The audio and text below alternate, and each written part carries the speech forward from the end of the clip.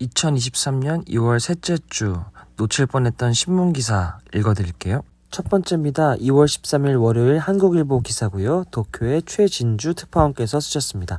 최면 걸어 여성 위협, 일부 다쳐 생활한 점쟁이. 점쟁이 얼굴부터 보겠습니다. 강간 미수 혐의로 지난 7일에 도쿄에서 체포된 시부야 히로히토.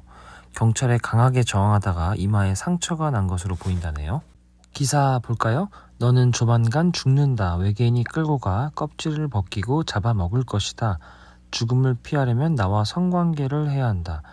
일본의 70대 남성이 이 같은 황당한 거짓말로 10대 소녀를 가스라이팅해서 강간하려다 체포됐습니다. 알고 보니까 이 남성은 9명의 여성 및 3명의 자녀와 동거하는 일부 다처 생활을 하고 있는 것으로 드러났습니다. 시부야는 1999년 첫 번째 아내와 이혼했습니다. 결혼한 지 25년 만이었는데요. 영업사원이었던 시부야는 매우 조용한 성격의 평범한 사람이었지만 2000년부터 타락했습니다. 집에 점집을 차려놓고 여성들을 초대해서 점을 봐주는 신용을 하거나 최면을 걸어서 정신적으로 무력하게 만든 뒤에 동거를 강요했습니다. 그의 수법은 무엇이었을까요? 동거했던 한 여성의 어머니는 이렇게 증언했다고 합니다. 내게 무서운 영혼이 따라다닌다. 공동생활을 해서 영혼을 달래야 한다고 회유하거나 나는 자위대 간부여서 주변에 스파이가 있다. 내 집에서 나가면 죽임당한다고 협박해서 여성들을 붙잡아뒀다고 합니다. 여성들은 시부야로부터 착취당했습니다. 낮에는 집 밖으로 나가서 일을 하고 1인당 월 8만엔, 그러니까 한국 돈으로 약 77만원씩을 생활비 명목으로 시부야에게 냈습니다. 집안일도 여성들이 나눠서 했습니다. 소득이 없었던 시부야를 여성들이 부양한 것입니다. 시부야는 집과 땅을 여성의 인원수대로 나눠서 증여하는 것으로 책임을 다한 척 꾸몄습니다. 더 충격적인 건 시부야의 이러한 학대 행위가 세상에 알려진 게 이번이 처음이 아니라는 겁니다. 2005년부터 약 1년 동안 그는 여성 11명과 동거를 했는데 20대 여성 2명을 추가로 끌어들이려다 경찰에 체포가 됐습니다. 협박과 강요 미수 혐의가 인정됐고 2006년에 징역 1년 6월, 집행유예 4년을 선고받고 풀려났는데요. 시부야의 집에서는 최면술책이 줄줄이 나왔다고 합니다. 10대 소녀를 유인해서 강간을 하려다가 체포된 이번에야말로 시부야에게 법의 철퇴를 내려야 한다고 일본 여론은 요구하고 있다고 하네요. 두 번째입니다. 2월 13일 월요일 조선일보 기사고요. 아빠 아픈 딸, 누나 잃은 동생, 타인 상처를 보듬는 휴먼북 되다. 서보범 기자가 썼네요. 휴먼북이라니 궁금하네요. 휴먼북은 사람과 책을 합쳐 만든 말로 책을 빌려주듯 도서관이 다양한 경험을 가진 이들과 만날 기회를 주는 서비스라고 합니다. 도서관 이용자들이 만나고 싶은 사람의 사연을 골라서 신청하면 1대1로 이들을 도서관에서 만나서 최대 1시간 동안 얘기를 들을 수 있다고 하네요. 서울 노원구에 사는 허지연씨 28살이시네요. 지난 2018년 4월 루게릭병 판정을 받은 아버지를 돌보고 있다. 한때 테니스를 즐기던 아버지가 힘들어하는 모습을 지켜보면서 지연씨네 가족은 슬픔에 빠졌다고 합니다. 그러다 지연씨는 문득 얼마 남지 않은 아버지와의 시간을 추억으로 채워야겠다는 생각을 했고 그때부터 휠체어에 아버지를 태우고 벚꽃을 보고 함께 미스터트롯을 시청하고 트로트를 불러드리면서 추억을 쌓았다고 합니다. 지연씨 이야기는 언제든지 서울 노원 구립도서관에서 대출을 할 수 있다고 합니다. 그가 이곳에 등록된 휴먼북이기 때문이라고 하는데요.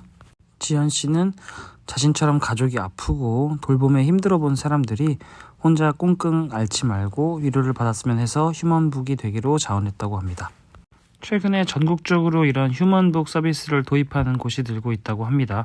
노원구가 2012년에 전국에서 처음으로 서비스를 시작했지만 그동안 별로 주목을 받지 못하다가 코로나를 겪으면서 우울증을 호소한 사람들이 늘자 그 대안 중 하나로 주목을 받기 시작한 거죠. 3년간 30여 곳의 지자체와 공공기관이 이 사업을 시작했다고 합니다. 세 번째입니다. 2월 13일 조선일보 기사고요. 양지호 기자가 썼네요. 동화 같은 미국 서점의 반전, 반스앤드 노블 아마존의 일격. 반스앤드 노블은 한국의 교보문고나 영풍문고 같은 서점 체인인데요. 무슨 일일까요? 1886년 문을 연 반스앤노블, 올해만 새 점포 30개를 내기로 했답니다. 이 중에 2곳은 아마존의 오프라인 서점이 문을 닫고 나간 자리에 들어섰다고 하는데요. 반스앤노블은 2018년만 해도 인터넷 서점에 밀려서 문을 닫을 위기에 처했습니다.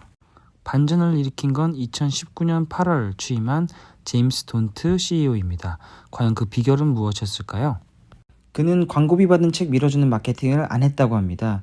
그는 반스앤노블을 독립서점처럼 탈바꿈해서 마케팅비를 태운 출판사 책이 아니라 서점이 고른 좋은 책을 독자에게 전면 배치했다고 합니다. 두 번째 비결입니다. 서점은 온라인에서 얻을 수 없는 우연한 발견의 공간. 그는 각 지점 점원에게 재량권을 주고 이들이 책을 마음껏 추천하게 했다고 합니다. 반대로 빅데이터나 인공지능, 알고리즘이 추천한 책을 전면으로 배치했던 아마존의 오프라인 서점은 사업을 접고 철수했던 거죠. 마지막 비결입니다. 좋은 서점은 흥하고 나쁜 서점은 망한다. 그는 도서관처럼 빽빽했던 책꽂이를 줄이고 아늑함을 느끼도록 가구를 추가 배치했다고 합니다. 그는 좋은 서점에 한번 찾아온 고객은 거듭 그 서점을 찾아온다고 했다고 하는데요. 좋은 서점이 되면 온라인 유통 공룡과의 혈투에서 이길 수 있다는 믿음은 동화 같지만 반스앤노블은 실제로 성과를 거두고 있는 겁니다.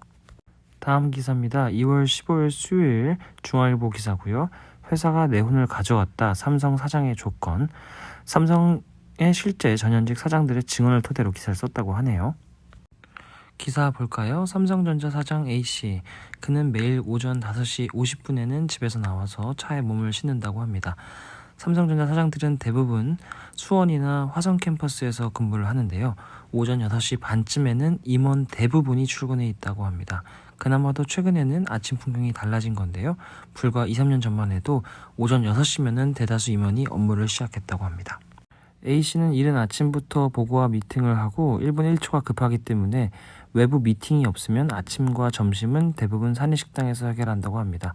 외부 약속이 없으면 대다수의 사장은 오후 8시까지는 사무실에 남아서 업무에 몰두한다고 하니까 근무 시간이 정말 어마어마하네요. 삼성의 사장은 도대체 어떻게 되는 걸까요? 삼성전자 전현직 경영진들은 이렇게 말합니다. 먼저 글로벌 톱 수준의 전문성을 입증하고 기술 개발, 시장 개척의 성과를 내고 치열한 내부 경쟁을 극복한 다음에 전임과 부하 임직원에게 인정받아야 합니다. 그러면서 중앙일보는 김영기 전 삼성전자 사장과의 인터뷰를 통해서 삼성이 기술 인재를 어떻게 발탁하고 사장급으로 키우는지 그 에피소드를 소개하는데요. 때는 김 전 사장이 연구원이었던 1998년으로 거슬러 올라갑니다. 그가 유무선 통합 차세대 통신 서비스 IMT2000 개발에 참여하던 때인데요. 김 전 사장은 퀄컴이 독점하던 이동통신 기지국 칩을 자체 개발하겠다고 회사에 제안했습니다. 기지국 만드는데 꼭 필요한 칩이지만 인력과 자금을 대규모로 투입해야 돼서 당시 삼성으로서는 부담이 상당했다고 합니다. 당시를 회상하는 김 전 사장의 말입니다.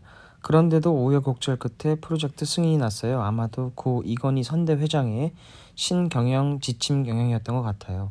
승인 난 것도 놀라운데 어느 정도 개발이 진행된 뒤엔 수천억 규모의 이동통신 시스템을 계약했어요. 프로젝트가 성공하리라 믿고 퀄컴 칩보다 성능이 떨어지면 전량 무상 교체하겠다고 약속해 손실 위험까지 감수한 겁니다. 지금으로 치자면 수조 원 규모예요. 김 전 사장은 당시 상황에 대해서 그때 회사가 제 혼을 가져갔다고 말했다고 합니다. 그때부터 50여 명의 팀원은 밤낮으로 개발에 매달렸고 결국 칩 개발에 성공했습니다. 이런 성과가 김 전 사장이 훗날 사장으로 승진하는데 밑거름이 됐다네요. 삼성 사장 진짜 아무나 하는 거 아닌 것 같습니다. 다음 기사입니다. 17일 금요일 조선일보 기사고요. AI와 대화 잘하면 연봉 4억. 김성민 실리콘밸리 특파원이 썼네요. 읽어보겠습니다. 최근 실리콘밸리에서는 프롬프트 엔지니어링이라는 말이 뜨고 있다. 프롬프트는 인공지능에 입력하는 명령어를 의미한다. 즉 프롬프트 엔지니어링은 AI가 최상의 결과물을 낼 수 있도록 AI에 지시하고 대화하는 기술이라고 보면 된다. 자, 그러면 프롬프트 엔지니어링이 왜 필요하냐? AI는 지시어의 형용사나 부사 하나에 따라 완전히 다른 결과물을 내놓는다고 합니다. 사람이 볼 땐 몇 단어만 다를 뿐 전체 맥락으로는 동일하지만 AI 입장에서는 그 차이로 인해 기존보다 월등한 품질의 결과물을 내놓는다는 거죠. 예컨대 꽃밭에 서 있는 연인을 그려달라고 할 경우 이 지시문에 생생하게나 화려하게 같은 형용사를 넣으면 완전히 다른 풍의 그림이 나온다고 합니다. 업계에선 AI가 보편화되면서 프롬프트 엔지니어링이 더욱 각광받을 거라고 본다고 합니다. 미래에 사람 못지않은 판단력과 지성을 가진 AGI, 즉 범용 인공지능이 나오기 전까지는 AI하고 대화하고 지시하고 그런 수준에 따라서 AI 활용성이 달라질 수 있기 때문입니다. 기업들은 벌써부터 채용에 나섰습니다. 이달 초에 구글이 5천억을 투자한 미국 샌프란시스코의 AI 스타트업 엔스로픽은 지난달 연봉 3억에서 4억 원 수준의 프롬프트 엔지니어, 데이터 라이브러리 관리자 채용 공고를 냈다고 하고요. 미국의 프리랜서 고용 플랫폼인 업워크에도 프롬프트 엔지니어를 찾는다는 공고 7개가 올라왔다고 합니다. 프롬프트 엔지니어링이라는 말이 불과 1년 전만 해도 없던 말이었다고 해요. 정말 세상이 바뀌는 속도가 하루가 다르게 빨라지고 있는 것 같습니다. 네, 이제 어느덧 마지막 기사입니다. 1월 17일 금요일 조선일보 기사고요. 이 시국에 10원 벌이가 어디냐, 점심시간 시립미술관 앞 박을, 이혜인 기자가 썼네요. 최근 한 은행이 스마트폰 앱 홍보 이벤트로 이른바 10원 줍기 서비스를 시작했다고 합니다. 블루투스 기능을 켜고 이 앱을 실행하면 주변에 같은 앱을 켠 사람이 화면 속에 아이콘으로 나타나는데 상대방 아이콘을 누르면 한 명당 10원씩 적립되는 겁니다. 직장인들 사이에서 점심시간 시립미술관 앞에 이 서비스를 이용하는 사람들이 많이 모인다라는 소문이 나기 시작해서 사람들이 더 많이 몰리고 그래서 이곳이 하나의 성지가 됐다고 합니다. 기자가 직접 현장을 가본 모양입니다. 16일 오후 12시 30분에 서울 중구 시립미술관 앞 공터의 모습이라고 하는데요. 이른바 10원 줍기를 하기 위해서 200여 명이 모였었다고 합니다. 네, 이곳에 있던 광화문 인근의 직장인 이모 씨는 일주일 전부터 직장 동료 3명과 함께 점심시간이면 이곳을 찾는다고 합니다. 이 씨는 밥 먹고 산책하는 기분으로 나오고 있는데 매일 30분 정도의 커피값인 3,000원 안팎씩 모으고 있다면서 티끌 모아 티산 아니겠냐 라고 말했다고 합니다. 네, 배달업을 하는 김모 씨도 나흘 전 근처에 왔다가 사람이 몰려있는 것을 본 뒤 이튿날부터는 본격적으로 뛰어들었다고 합니다. 이 씨는 점심시간에 일부러 이곳 근처로 배달을 잡은 뒤에 10원 줍기를 하고 있는데 오늘은 40분 동안 6,000원이나 벌었다면서 웃었다고 합니다. 이 밖에도 고물가 시대에 조금이라도 더 벌려는 사람들이 많다고 합니다. 용산구청에서 실시하고 있는 한 개비당 10원 담배꽁초 줍기 아르바이트가 있다고 하는데요. 용산구는 담배꽁초를 주우면 1g당 20원, 그러니까 꽁초 한 개비당 약 10원의 보상금을 준다고 하는데요. 구청 관계자는 50에서 60대부터 용돈 벌려는 20대 대학생들까지 꽁초 주워온 사람이 많다고 했다고 합니다. 자, 제가 준비한 기사는 여기까지고요. 다음 주에 다시 찾아오겠습니다.